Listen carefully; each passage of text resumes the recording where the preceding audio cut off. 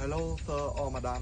My name is Yon Sapanat. I am 24 years old and I am from Cambodia. I am recently a student at Cambodia Robina Business Academy in the field of livestock.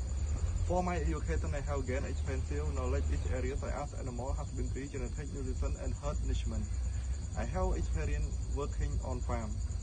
I worked on a chicken farm in Israel for 11 months.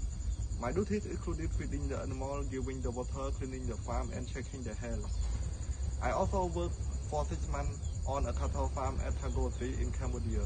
My main responsibility is artificial insemination AI for cattle.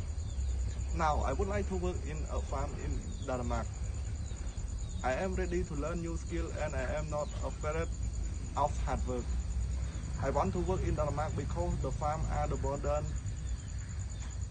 and the working conditions are good. I am friendly, communicate well with people around me.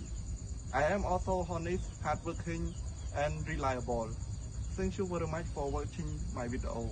I hope to have the opportunity to work with you. Thank you.